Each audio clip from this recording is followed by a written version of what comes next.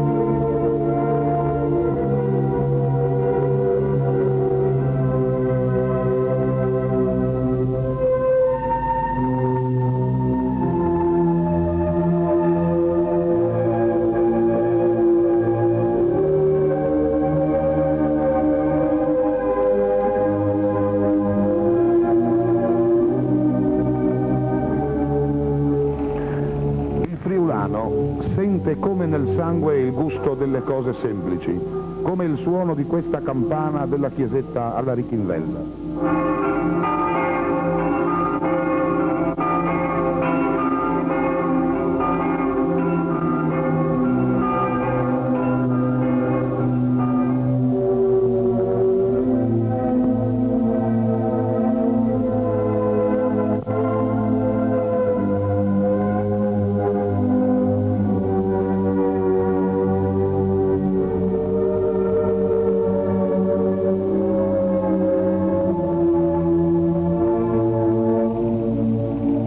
Questa processione che si snoda verso il cippo che ricorda la figura del Beato Bertrando, trucidato proprio alla Richinvelda mentre stava andando verso Udine.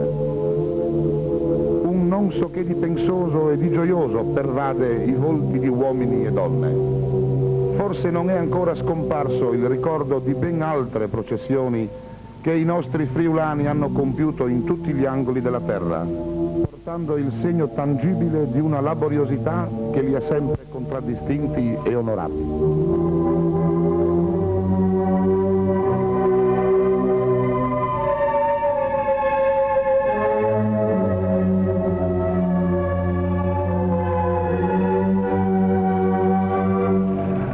Ricordi, tradizione, folklore in una cornice di verde riposante che ne fa da sfondo.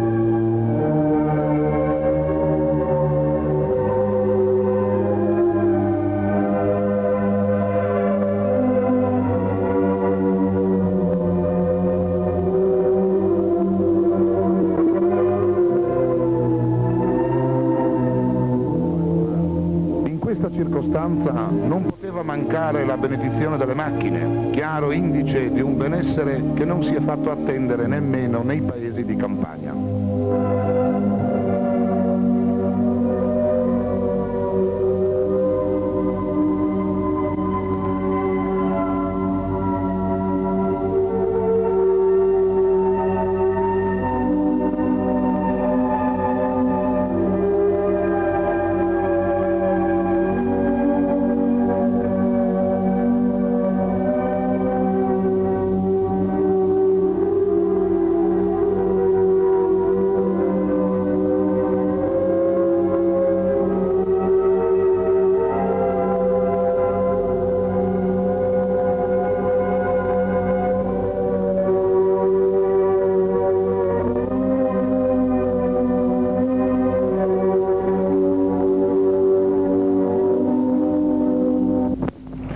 Viene poi la volta di San Giorgio, Una macchia di abeti e pioppi che sembra un parco, un gruppo di case, ed ecco affacciarsi la caratteristica chiesa di San Giorgio Martire nel suo slanciato stile romano-gotico, con accanto un campanile squadrato nella pietra e fasciato nella sua cella campanaria dal rosso pallido di un bel mattone cotto.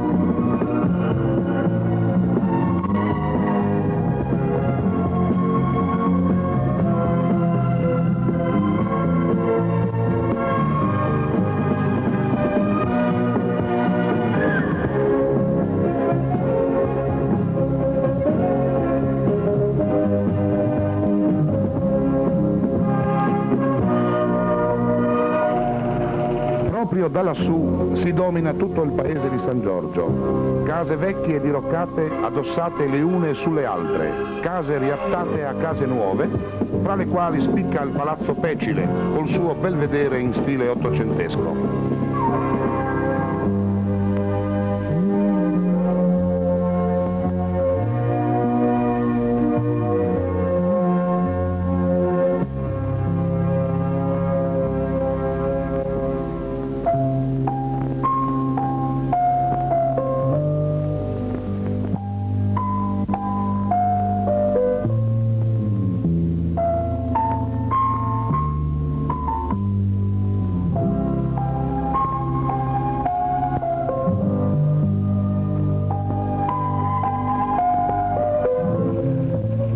Incorporato ad esso c'è la cappella gentilizia dedicata alla Santissima Trinità. Si avverte un passato che non è facile dimenticare, un passato intessuto di sacrifici e di stenti, ma anche carico di nobili tradizioni.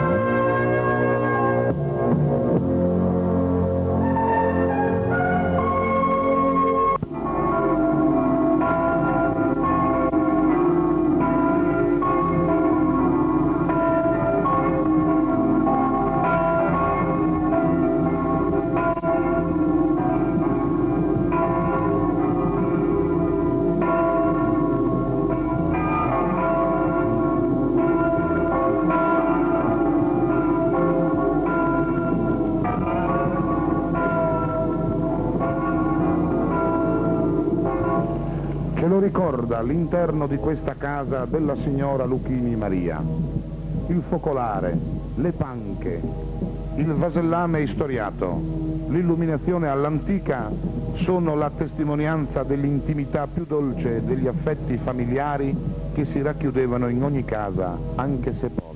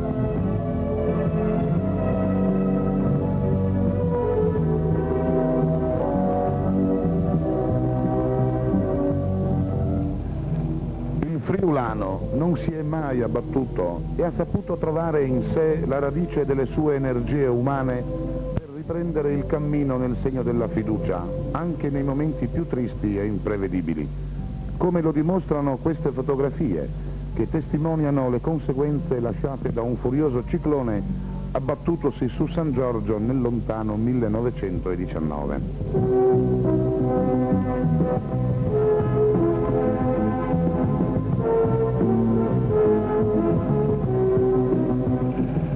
A guardare i lineamenti del signor Angelo Castellarin, cavaliere di Vittorio Veneto, e di questa nonnina, si ha l'impressione di trovarsi di fronte a uomini dalla tempra forte e gagliarda, sempre pronta ad accettare i cambiamenti che il progresso comporta.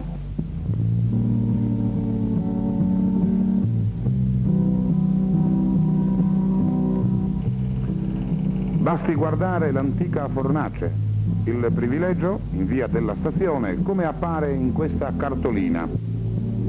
La Madonna Pellegrina sembra stendere il suo manto benedicente sul duro lavoro dei fornaciai. Altre fotografie dell'epoca ricordano momenti di vita che ora sono storia. La scuola dei cestai, così rinomata, la colonia elioterapica. Tutte cose che oggi non ci sono più.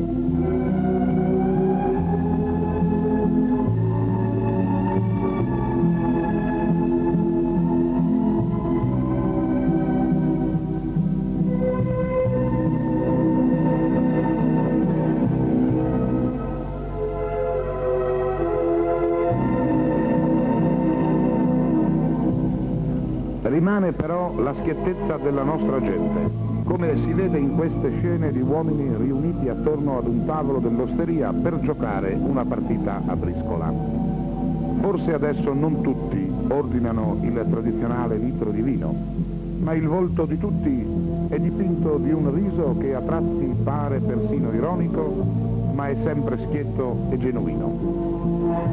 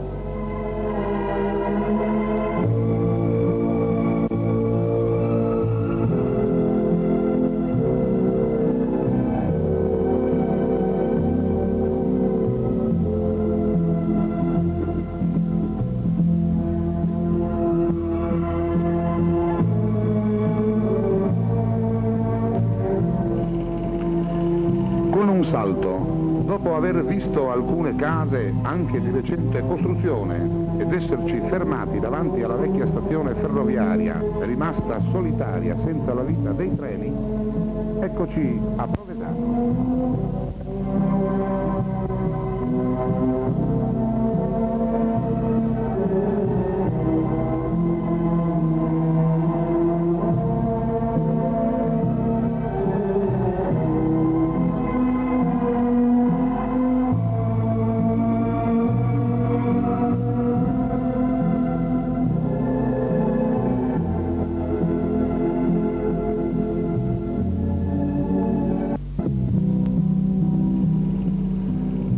troviamo davanti alla piazza della chiesa coi suoi platani secolari. A Provesano, la frazione più alta del comune, c'è il serbatoio dell'acqua, attinta con potenti motori elettrici dalle falde sotterranee ed immessa nella rete dell'acquedotto civico.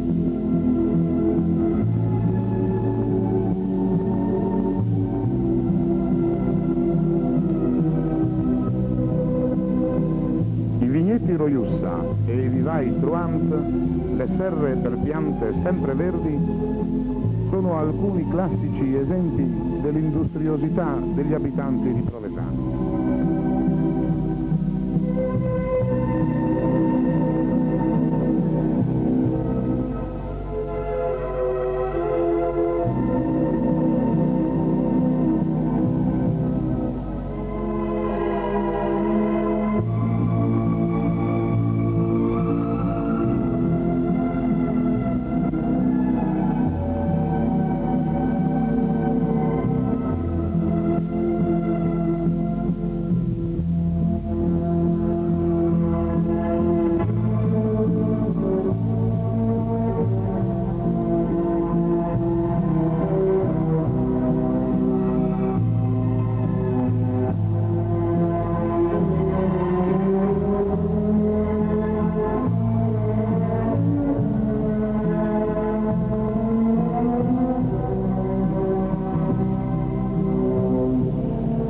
Ma l'anima di Provesano è soprattutto raccolta attorno all'ampia piazza, resa ancora più austera dai suoi platani secolari, di fronte ai quali si affaccia la chiesa del paese, un vero gioiello di arte per le pitture che vi si conservano al suo interno.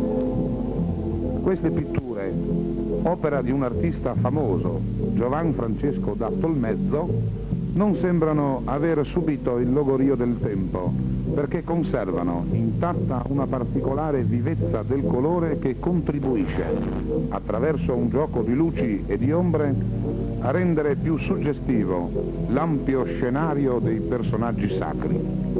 Il visitatore rivive una particolare atmosfera di mistico raccoglimento.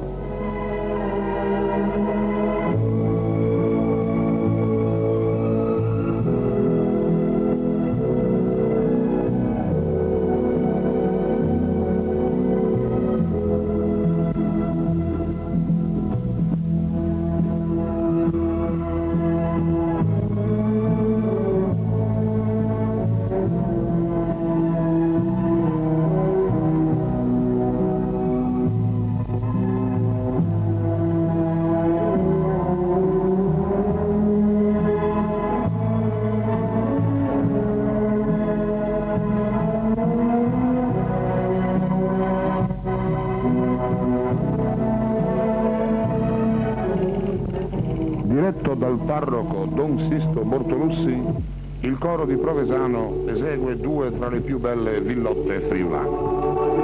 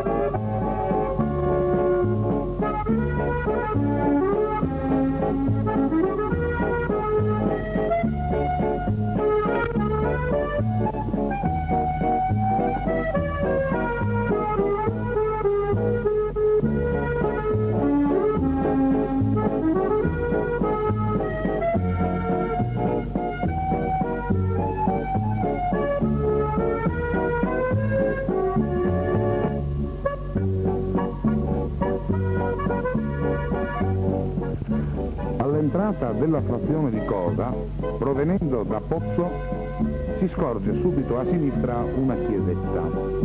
In alto, incavata nella facciata, la statua di Sant'Antonio da Padova, il santo dei miracoli che c'è quasi in tutti i paesi. Tanto è radicata la devozione del popolo verso questo santo. La chiesetta apparteneva ai conti Dattili.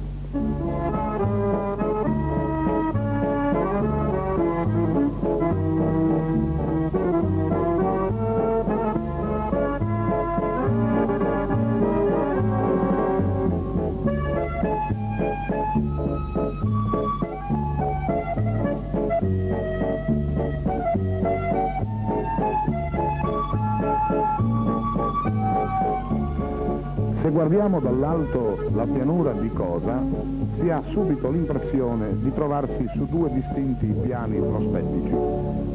La parte alta che si raccoglie attorno alla chiesa e la parte più bassa che doveva essere un tempo parte dell'alveo del tagliamento o del torrente Cosa.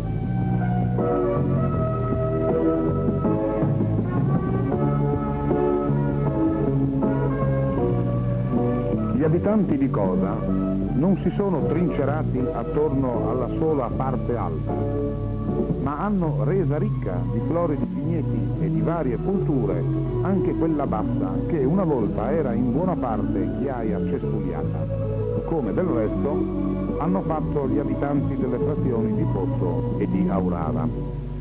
Queste tre frazioni, attraverso una efficiente rete di canali irrigui, hanno reso le grave che si affacciano lungo il tagliamento un vero giardino di vigne.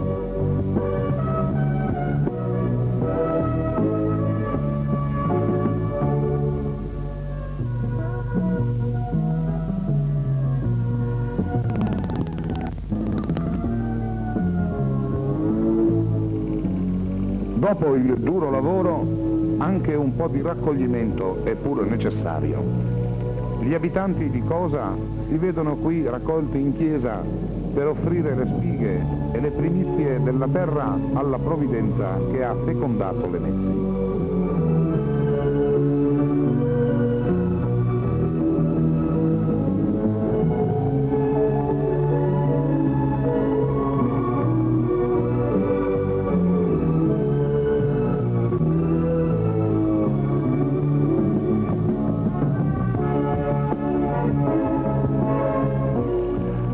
Dalla chiesa si passa a dare un salutino al signor Filippuzzi Angelo, che appartiene alla famiglia degli antichi mezzadri di Attimis. E qui assistiamo alle manifestazioni consuete di gioia.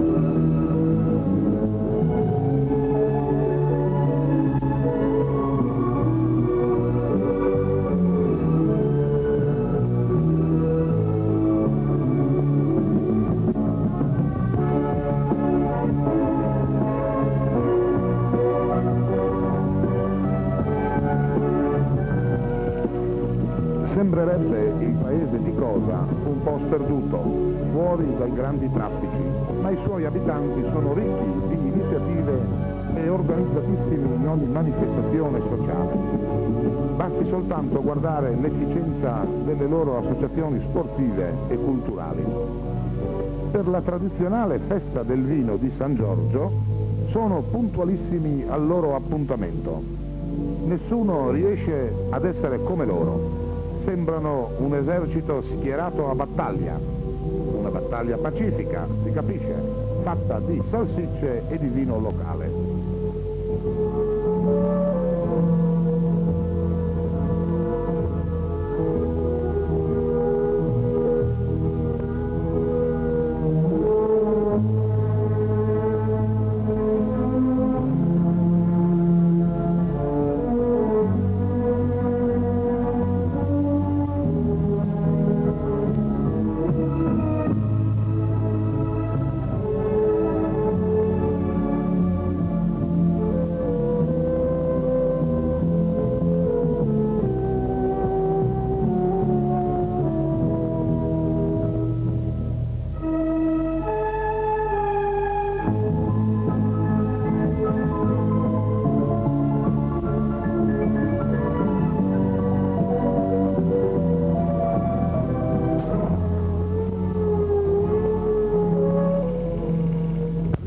Nella piazzetta della chiesa di Pozzo. Una volta la piazza sembrava più ampia perché in mezzo alla piazza c'era il pozzo, che serviva anche per luogo di incontro delle donne e delle ragazze.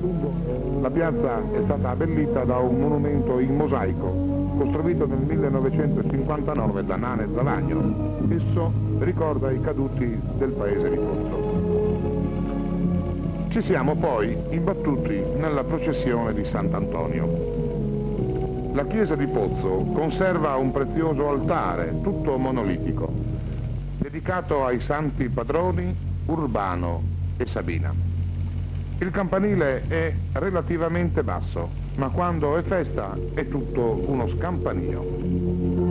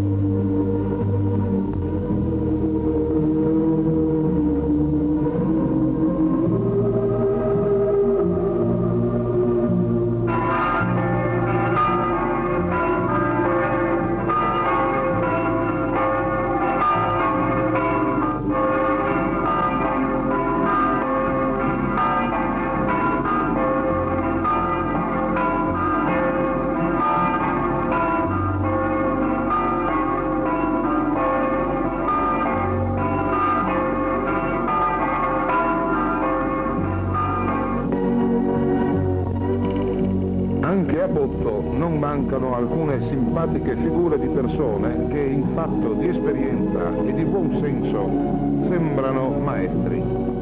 Vediamo qui Ping Santor, che ha consumato tutta una vita a cucire e a tagliare abiti nella sua stanzuccia.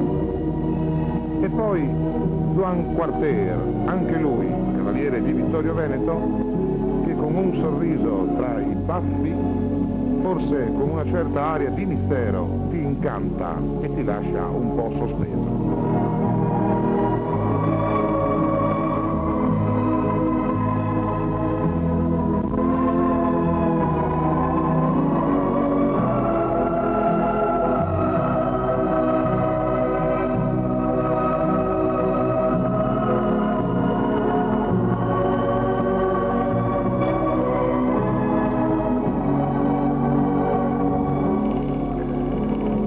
mulino della famiglia Secco. Quante cose sono cambiate anche qui. Oggi si macina moltissimo grano turco, ma per le bestie. Ciò che invece è rimasto intatto è lo scorrere dell'acqua nell'antica roccia.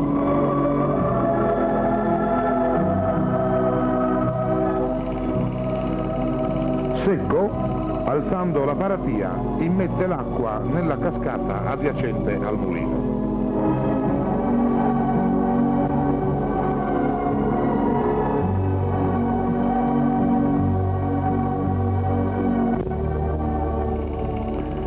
Entriamo nella casa di Gelindo Lenarduzzi, un cortile angusto, quasi imprigionato dai muri delle case che gli stanno attorno.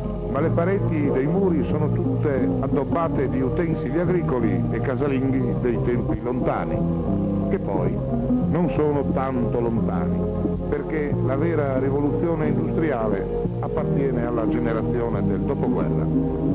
Facciamo i migliori complimenti a Gelindo, un ex minatore delle cave del Predil.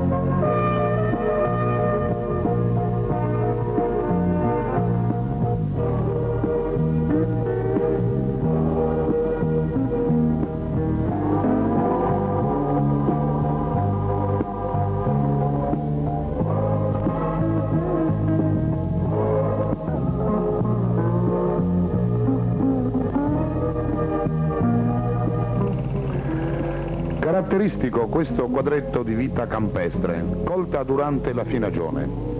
Anche l'immagine sembra carica del buon odore dell'erba medica e del trifoglio essiccati. Tutti, forse, siamo un po' presi da un sentimento di struggente nostalgia per la campagna ricca di alberi, che davano un senso riposante di serenità e di distensione agli animi. Si sa che è molto più redditizia ai fini economici la cultura dell'erba medica e del trifoglio, ma chi può dimenticare anche i prati del passato, ampi e sconsolati, quasi deserti, sui quali sfrecciavano bassissime le rondini, sempre avide di insetti, mentre alte nel cielo le allodole sembravano bearsi di luce e di azzurro.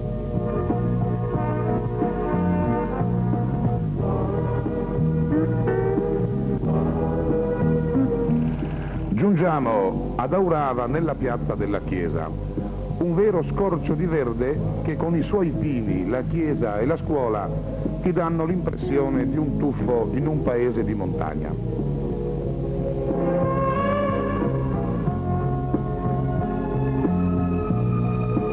Più avanti, proprio vicino all'unica osteria del paese appartenente a Riccardo Lucchini, esiste ancora una vetusta cappellina recentemente restaurata per adibirla a monumento dei caduti.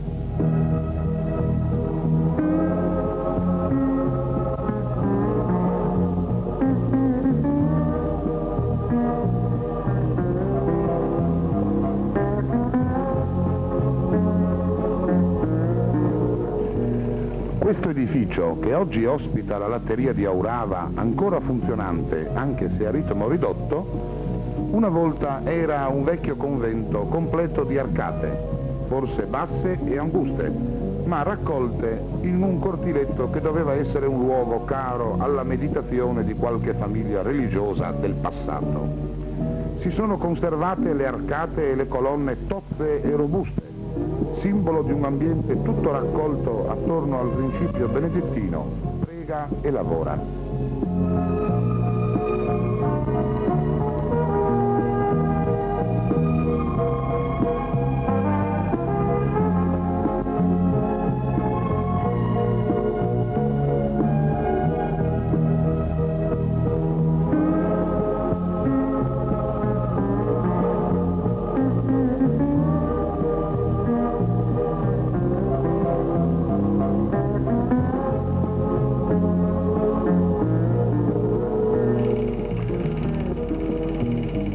Trava è il paese che conserva il primato nell'allevamento del baco da seta. Artemio Volpatti pare abbia acquistato una vera specializzazione in questo settore. Grappoli interi di bozzoli si staccano come per incanto da apposito materiale di plastica.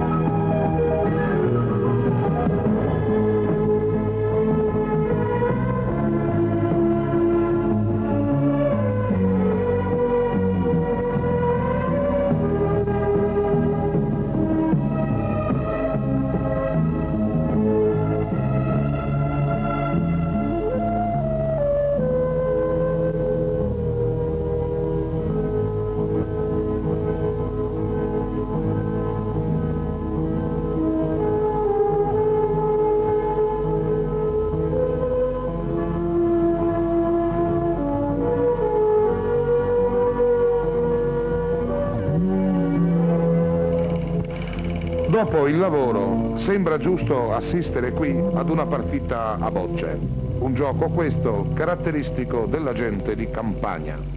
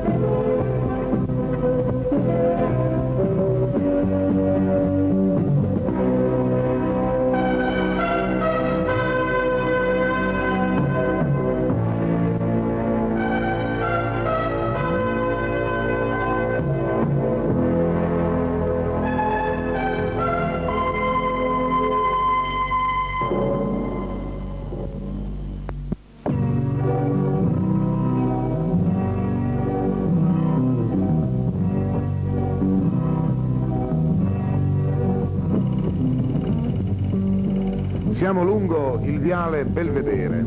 In fondo si staglia imponente il campanile che un visitatore potrebbe anche scambiare, sia pure con le dovute proporzioni, col campanile della Basilica di San Marco di Venezia.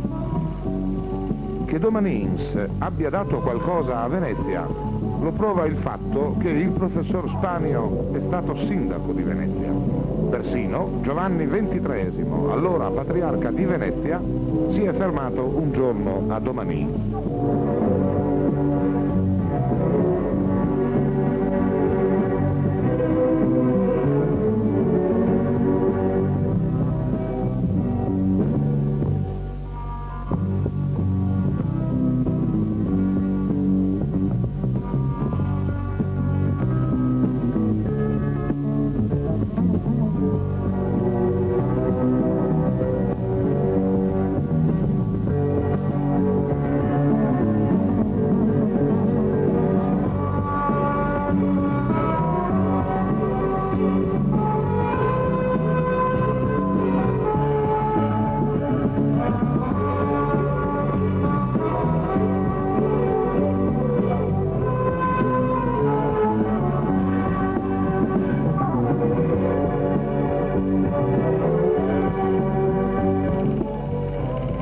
Abbiamo il monumento ai caduti, immagine del valoroso combattente, come lo fu il parroco di Domanins, decorato con medaglia d'argento e cavaliere di Vittorio Veneto.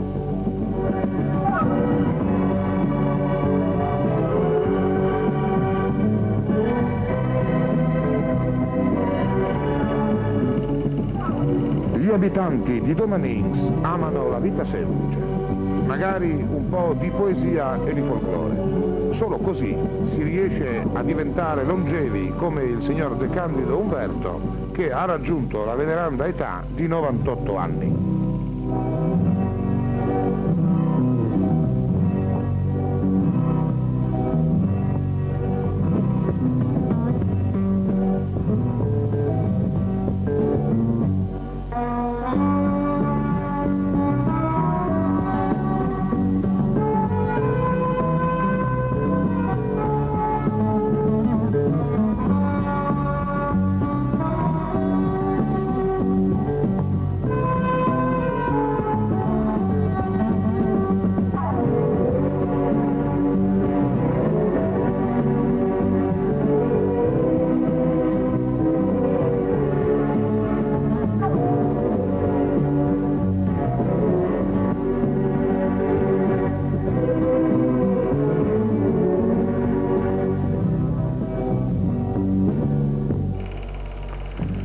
Si diceva che il folklore gli abitanti di Domanins lo hanno nel sangue.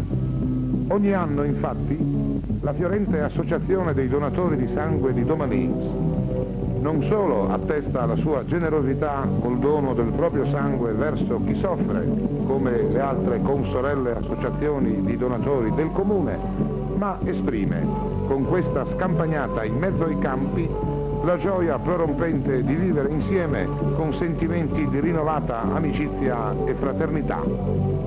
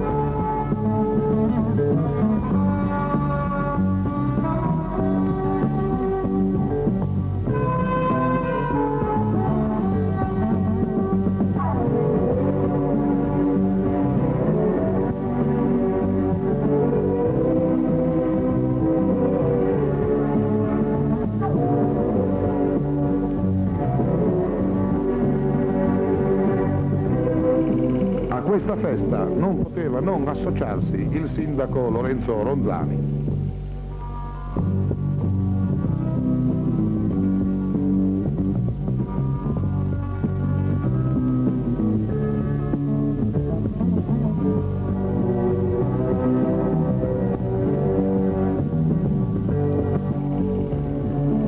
Il fuoco, il fumo che sale, l'insolita luminosità della giornata, la festosità dei bimbi che giocano, le persone che sorridono e cantano insieme creano una cornice meravigliosa.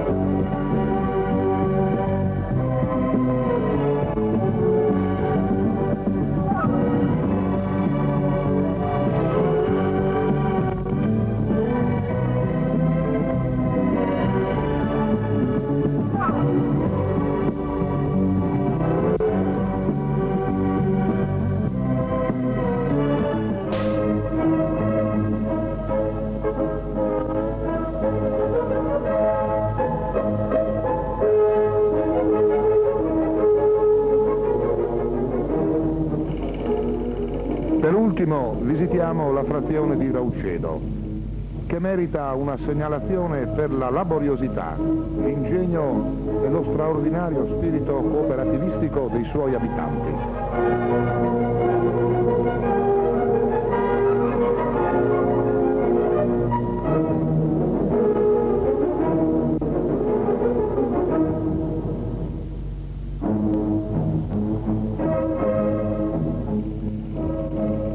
Vogliamo subito goderci il panorama di questa frazione, osservandola dall'alto del campanile.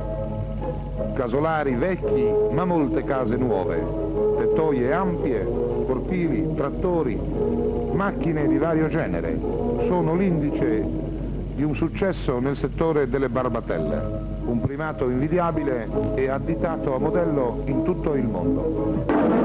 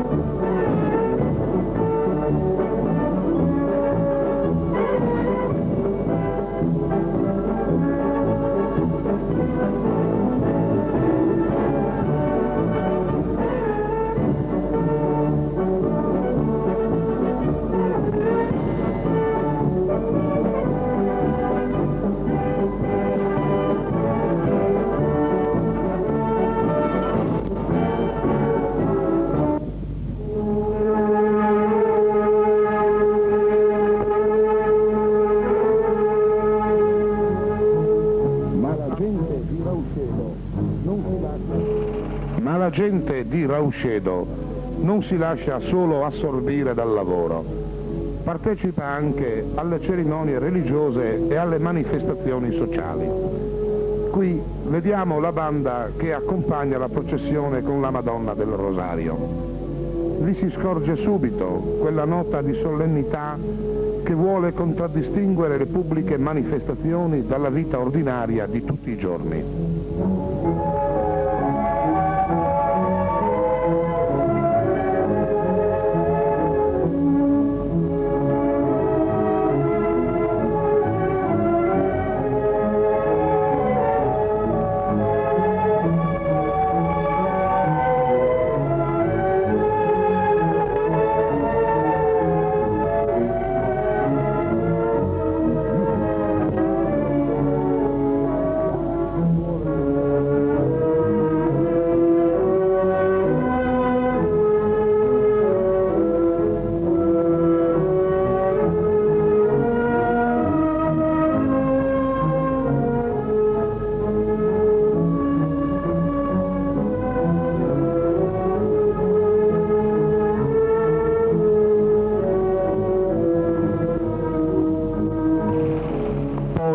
Ciascuno tornerà al proprio consueto lavoro con quello spirito ringiovanito di intraprendenza e di iniziativa nelle più svariate attività che caratterizzano la vita di questa frazione.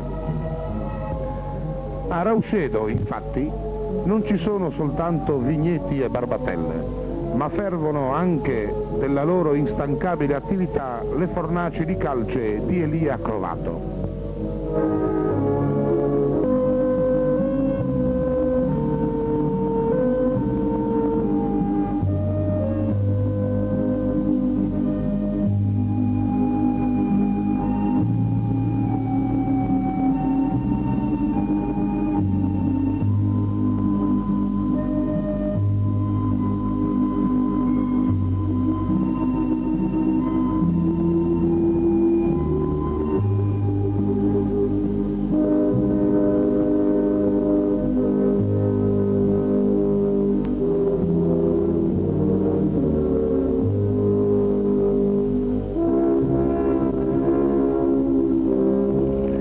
sindaco di ieri e sindaco di oggi a cordiale colloquio.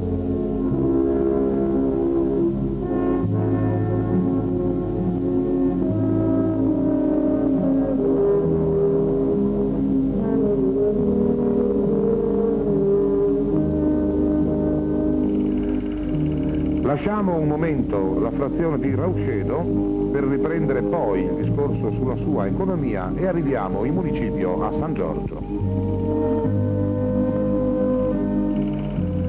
È uno stabile relativamente vecchio, ma il municipio di San Giorgio è moderno col suo apparato amministrativo. Qui si ha proprio la sensazione di trovarsi davanti al cuore pulsante di tutto il corpo sociale del comune, che dà attraverso le sue varie articolazioni linfa e vita alle più svariate attività ed esigenze della popolazione locale. Lo stemma che abbiamo visto sembra esprimere i vigorosi lineamenti di una vita attiva e prova.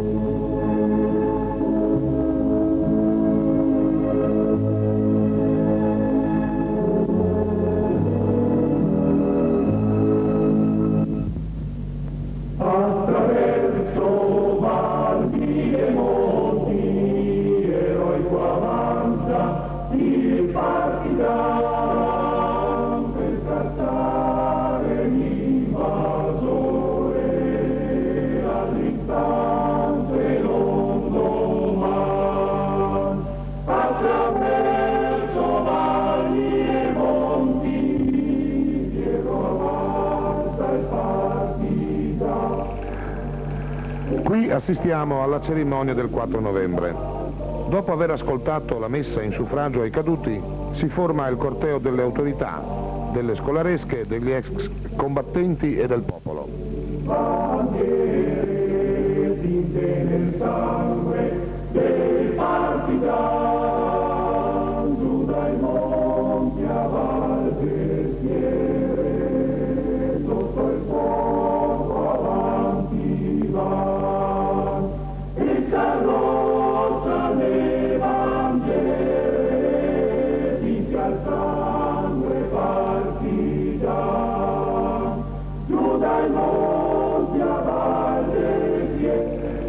È una commemorazione alla quale il Paese partecipa con animo commosso e grato verso coloro che hanno dato la propria vita al bene della patria. Mentre il corteo si snoda lungo via Roma, prima di raggiungere il monumento ai caduti che si trova davanti all'asilo, ciascuno sembra fermarsi, più pensoso quasi ad offrire il segno di un auspicio che le guerre non abbiano mai più a ripetersi.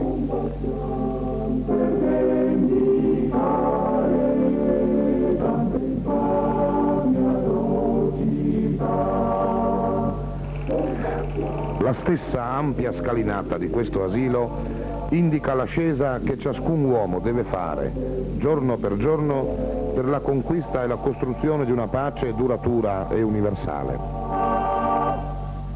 Oh, dire, vecchio mio compagno nel combattimento, tu che vali forse più d'un regno, sei la chiave della libertà, sul cammin dell'onore,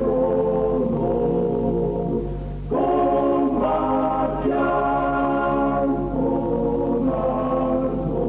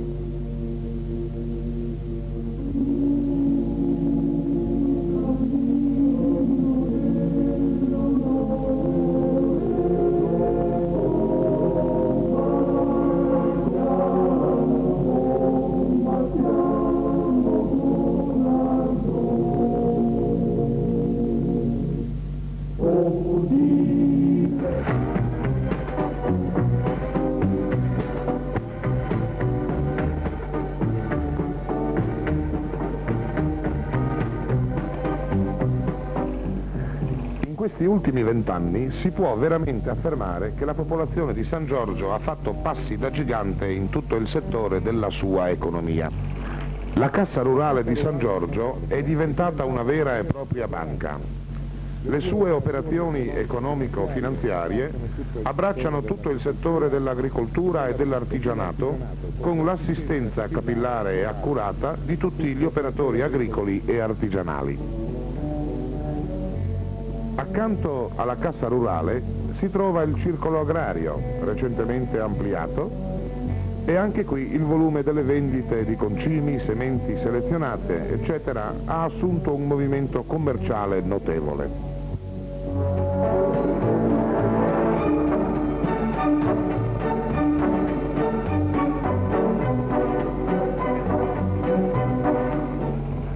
Vediamo in queste immagini alcune fasi dell'attività metallurgica della ditta Fornasier Luigi di Rauscedo. Appare un momento caratteristico della lavorazione dei laminati. Vediamo infatti un addetto alla saldatura elettrica, una fiammella luminosissima da cui sprizza un nugolo di scintille. È un lavoro, quello di saldare, non tanto simpatico, ma è rapido ed economico.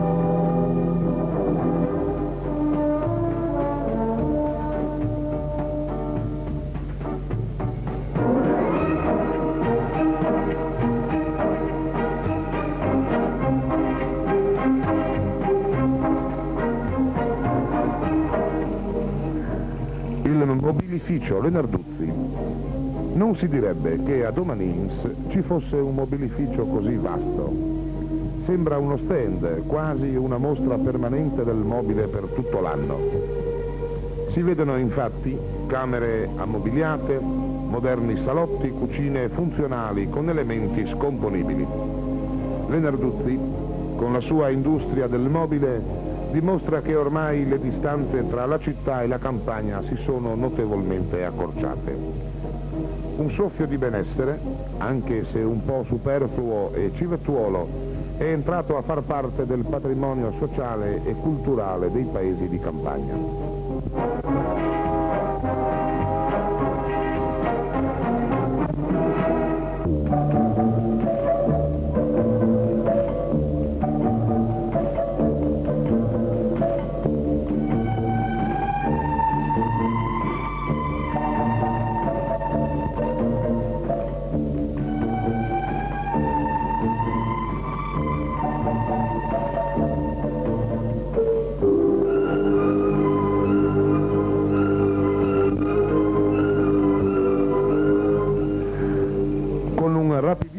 Giro attraverso le strade tutte asfaltate del comune ci troviamo di nuovo a San Giorgio davanti alla fabbrica dei pali in cemento del signor Ennio Volpatti, un operaio che si è fatto cominciando tutto da capo.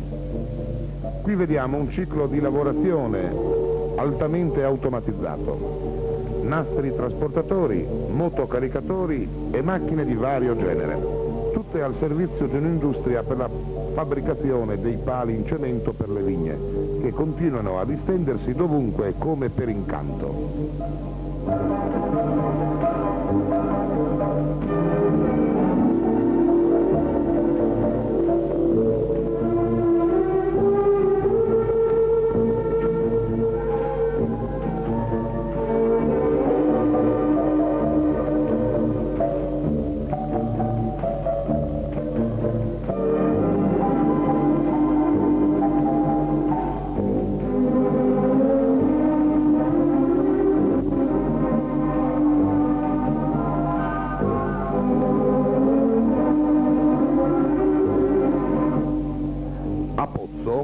Una fabbrica di blocchi è sorta per l'iniziativa e l'intraprendenza del signor Antonio Tubello. Anche tutto è modernamente meccanizzato per la costruzione in serie dei blocchi.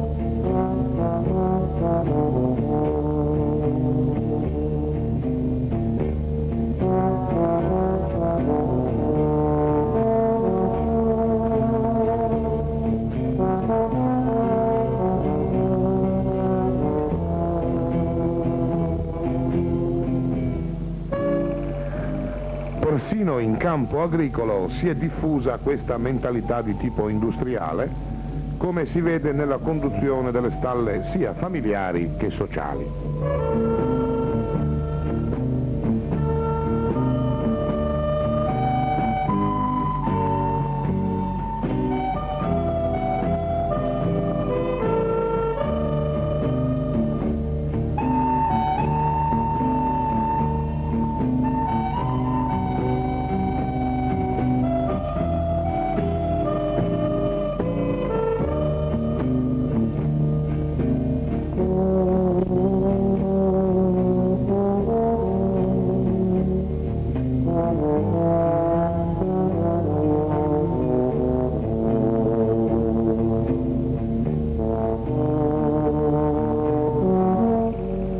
Passando a questo stallone sociale che gli abitanti di Rauscedo hanno costruito per mettere insieme il proprio patrimonio zootecnico, vediamo qui oltre 300 mucche di pezzata nera olandese.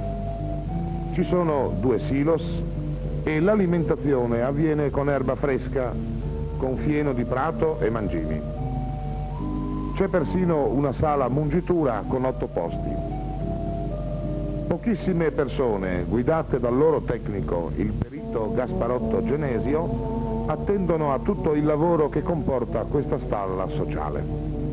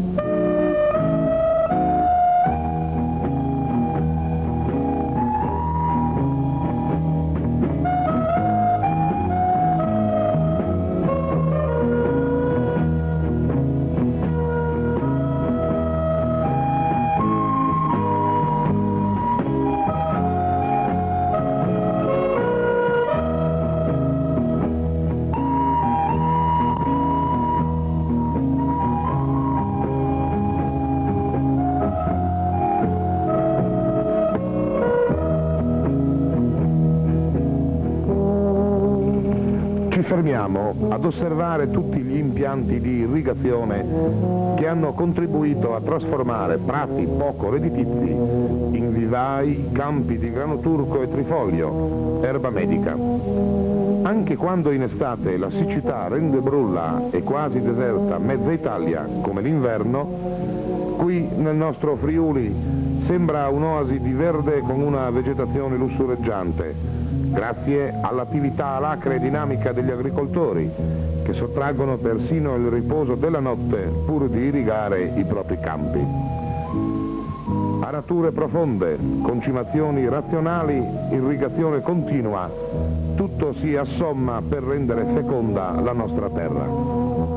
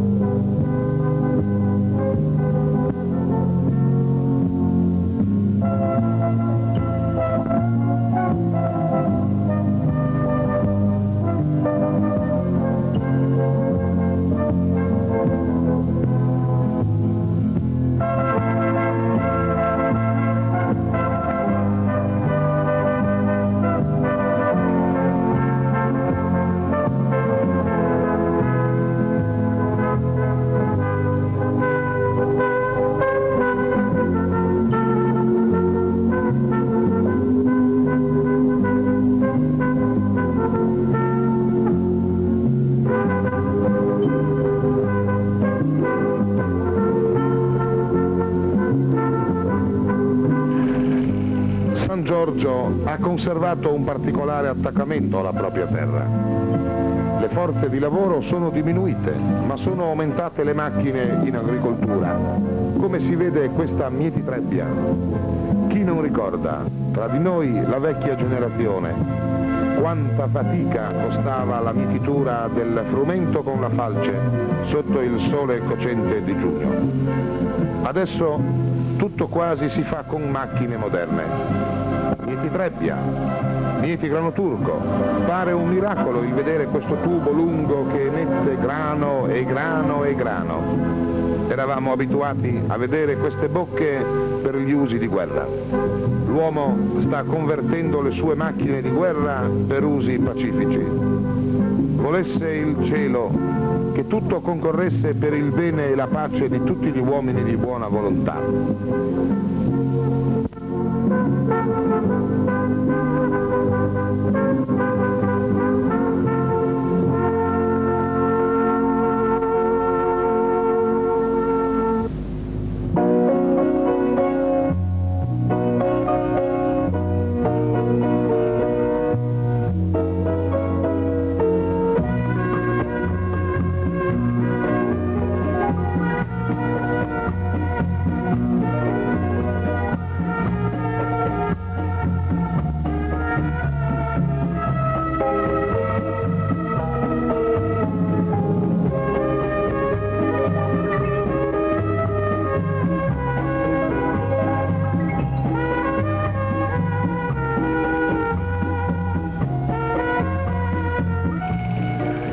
Il raccolto dei cereali oggi si porta direttamente ai grandi essiccatoi, come quello della cooperativa del medio tagliamento che si trova a Gradisca di Spilimbergo.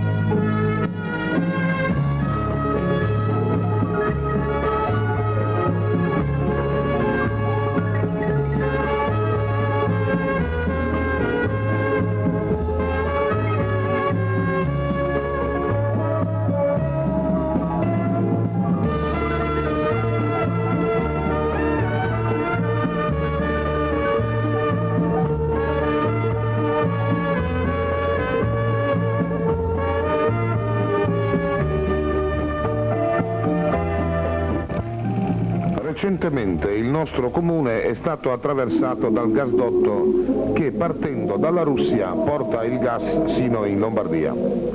Qui infatti sarà installata la stazione di pompaggio.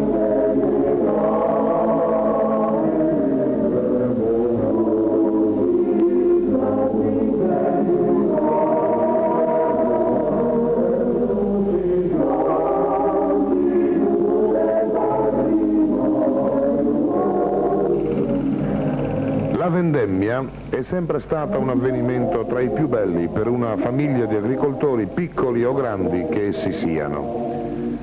In questi anni la cultura della vite si è andata via via estendendo fino a costituire una vera e propria industria. Ci sono vigneti che sembrano perdersi in un orizzonte quasi sconfinato. Vediamo i raccolti farsi sempre più abbondanti, anche se non rare volte l'abbondanza della quantità non va a scapito della qualità del prodotto. Ma gli agricoltori curano anche la qualità pregiata dell'uva, sia per aumentare la gradazione alcolica del vino, sia per migliorarne le qualità organolettiche. Abbiamo un esempio di vigna moderna nell'azienda di Baldo Antonio di Cosa. Non ci sono più i vecchi e casti intessuti di vimini e le tinozze in legno. I recipienti sono di plastica e per il trasporto si provvede con rimorchi trainati da trattori.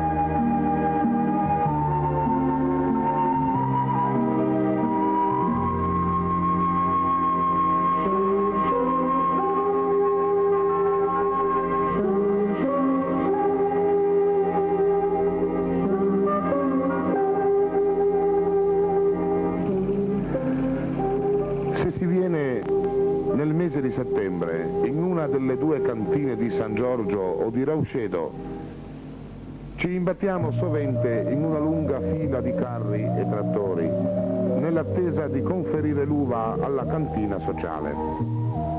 Lo scarico dell'uva si effettua con piani inclinati, senza ricorrere più al lavoro manuale dell'uomo.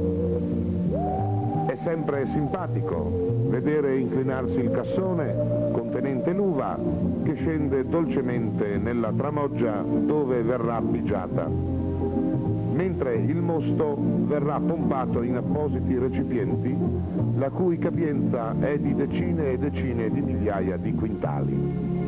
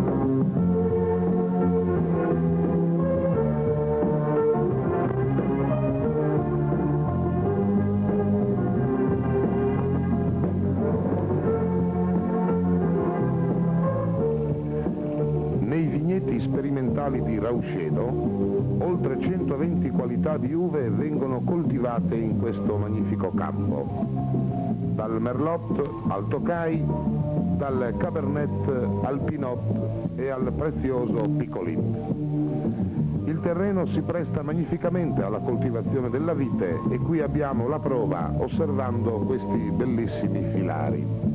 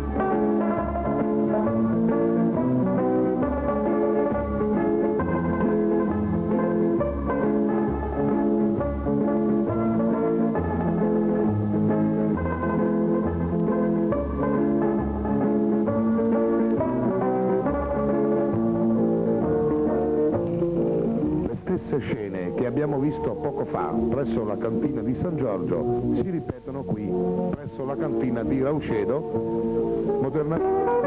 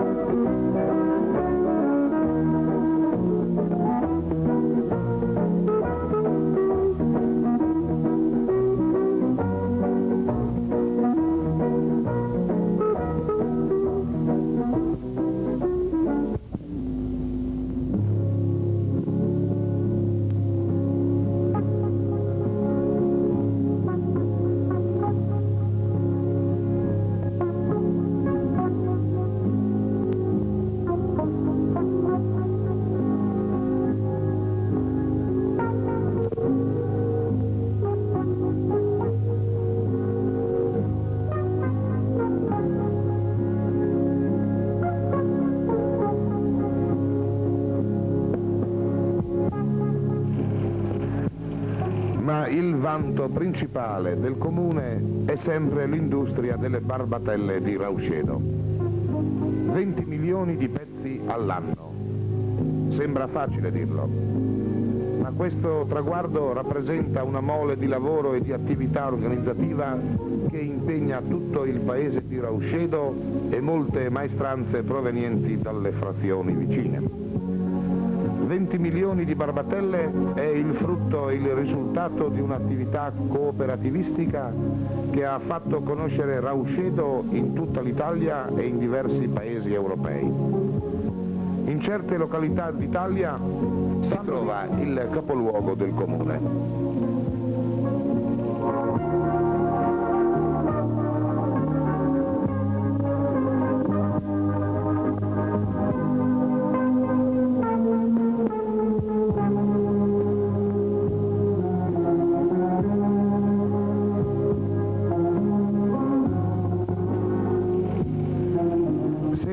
Poi nel mondo di questo tipico lavoro ci sorprende una constatazione: l'armonia e la convergenza degli sforzi di tutti e di ciascuno, in uno spirito cooperativistico che incanta anche il visitatore più attento.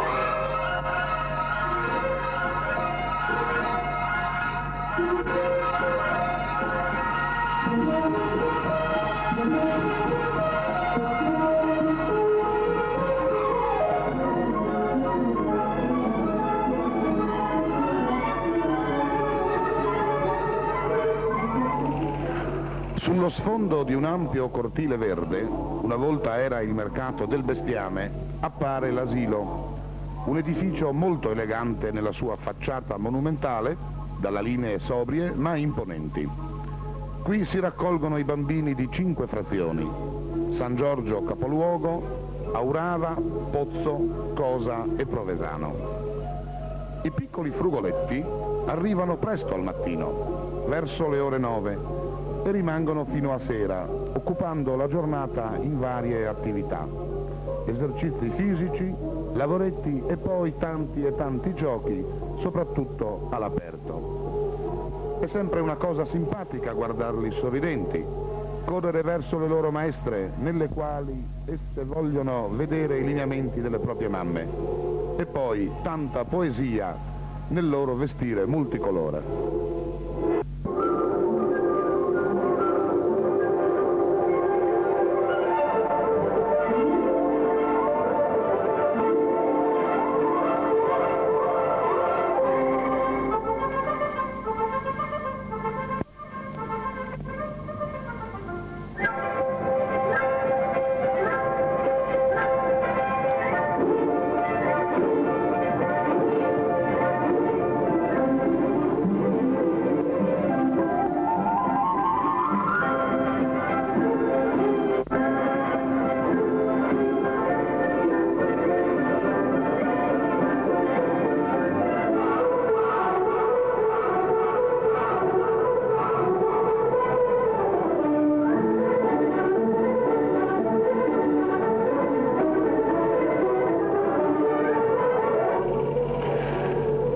troviamo presso la scuola a tempo pieno di San Giorgio della Richinvelda. È un nuovo tipo di scuola che dall'ottobre 1970 si svolge presso questo nuovo edificio per tutto l'arco della giornata. Per il momento qui si trovano solo gli alunni delle frazioni di San Giorgio, di Aurava e di Pozzo. Ma accanto a questo edificio si sta costruendo un altro, per le scuole elementari, per ospitare anche gli alunni delle scuole di Provesano e di Cosa. L'amministrazione comunale, presieduta dall'attivissimo sindaco Lorenzo Ronzani, ha provveduto a completare l'edificio nuovo di vaste sale di lavoro, di proiezioni e dell'ampio servizio di mensa modernamente attrezzata.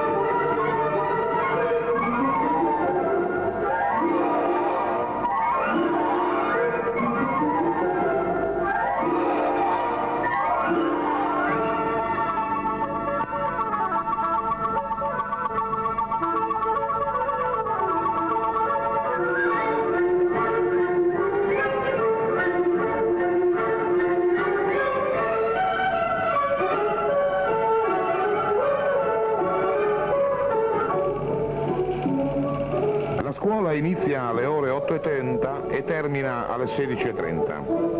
I bambini delle frazioni di Aurava e Pozzo vengono trasportati con lo scuolabus che è di proprietà del comune.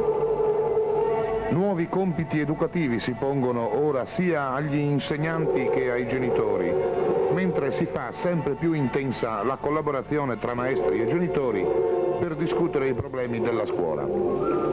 Nessuno può fare scuola da solo. Tutti devono mettere insieme le proprie esperienze e capacità a far funzionare la scuola come una grande famiglia. Per questi motivi gli insegnanti riescono a mettere maggiormente a profitto le proprie esperienze. Come si possono osservare, i risultati in questi quadretti fatti dai bambini e ora affissi alle pareti. L'arte pittorica, i lavoretti artistici vari, le applicazioni tecniche si aggiungono alla normale attività scolastica tradizionale. Persino la lingua straniera ha fatto la sua bella comparsa nella scuola, anche se questa strada si è appena agli inizi.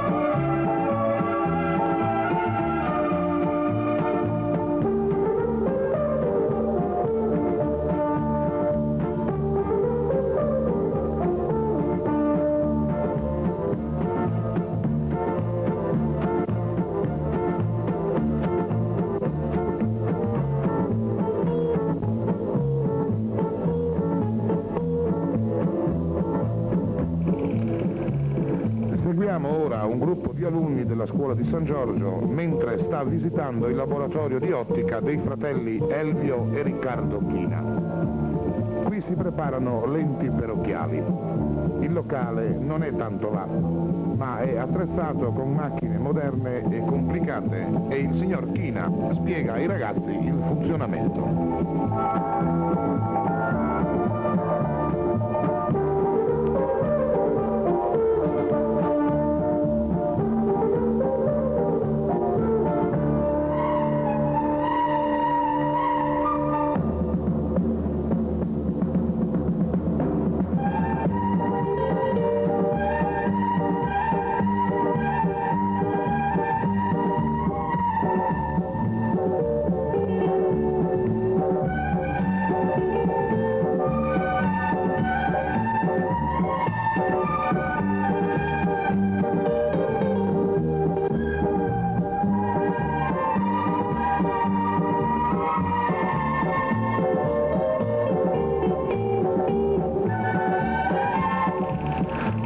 solo in Sicilia maturano i limoni. Ne sono esempio questi bei e maturi limoni del maestro Pascutto, che nascono proprio nell'orto del maestro di San Giorgio della Richenwald.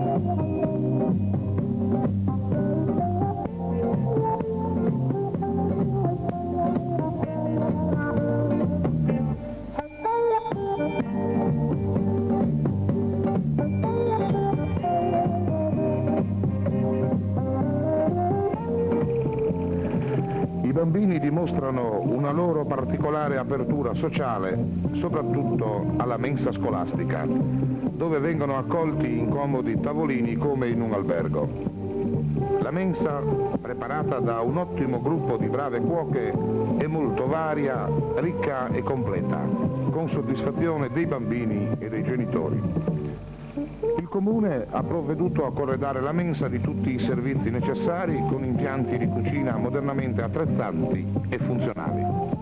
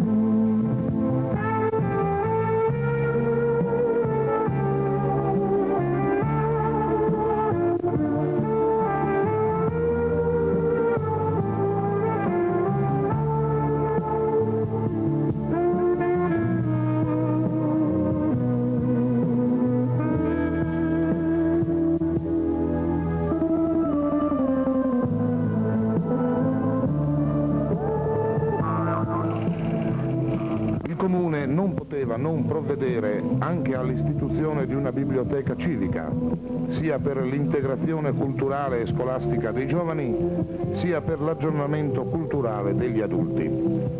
Ogni anno la biblioteca viene aggiornata e arricchita di sempre nuovi volumi. L'ambiente è molto accogliente.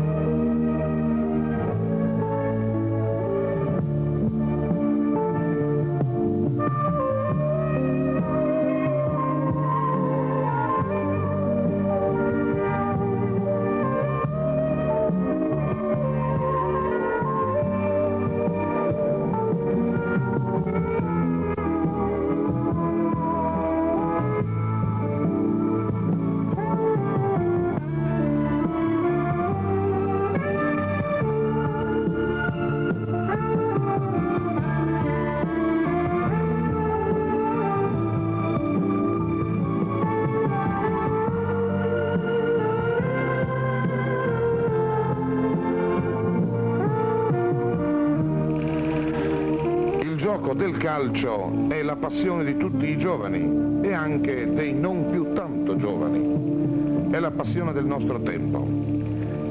Enti, privati e amministrazione comunale si sono dati da fare per favorire questo sano sport che vede affratellarsi tante persone in spirito di concordia e di schietta apertura al dialogo e alla comprensione. I campi sportivi sono sorti un po' in tutte le frazioni del nostro comune.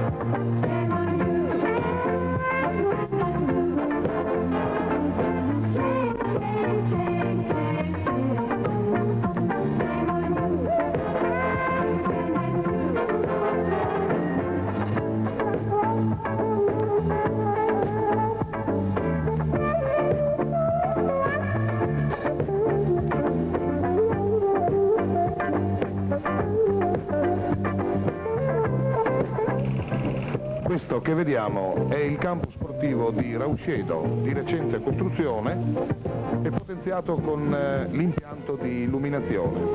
In questo campo gioca la squadra dei vivai cooperativi di Rauscedo.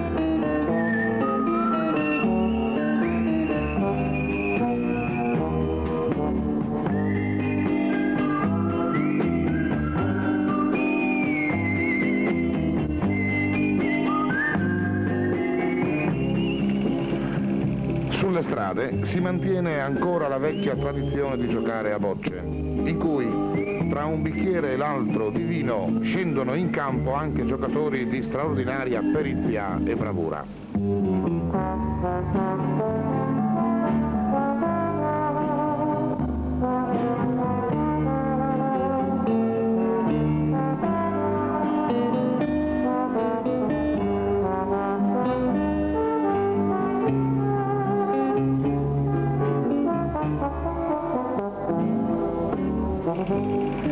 Per i più sofisticati e meno vecchi ci sono a Pozzo niente meno che due bocciodromi, quello di Mido e quello in via Stazione di Sedran.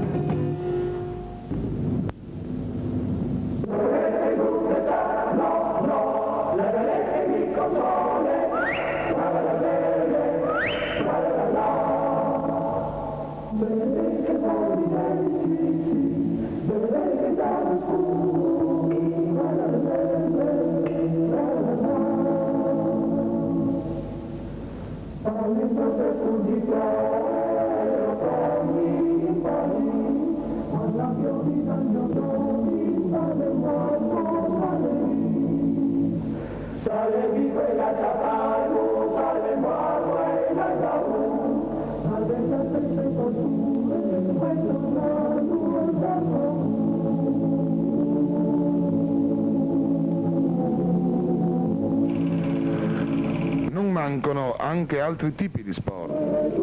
Ad Aurava si è cominciato ad organizzare corse podistiche non competitive, manifestazioni queste che senz'altro riescono ad ottenere un notevole successo.